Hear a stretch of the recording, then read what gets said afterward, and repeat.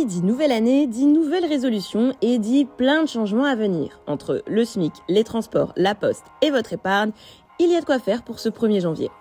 On commence sur une note positive.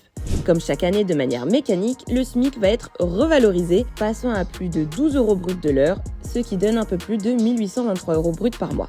Même chose pour la gratification minimale accordée aux stagiaires qui passe de 4,35 € à 4,50 € de l'heure.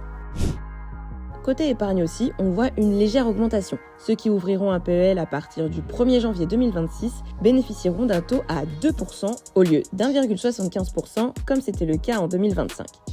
Mais après l'euphorie du nouvel an, vient bien souvent la gueule de bois. Et ces changements-là, on s'en serait bien passé. Franciliens et franciliennes, vous le savez peut-être déjà, mais le prix du Pass Navigo passe la barre plus que symbolique des 90 € par mois.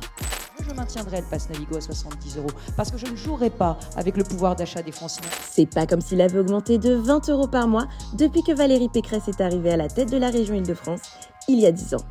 À la Poste aussi, ça augmente. Le prix de la lettre verte va passer de 1,39 € à 1,52 €. Et les tarifs des Colissimo envoyés par les particuliers augmenteront en moyenne de 3,4%, toutes destinations confondues. Et enfin, désolé pour les fumeurs, mais le prix du paquet de cigarettes va encore augmenter. Une hausse allant parfois jusqu'à 50 centimes.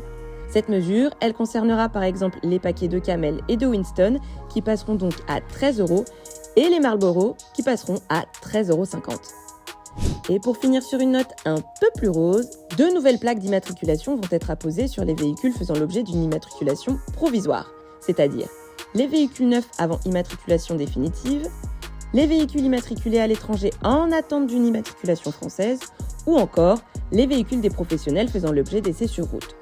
L'objectif étant de faciliter leur contrôle dans le flux routier, parce que ces plaques d'immatriculation seront roses.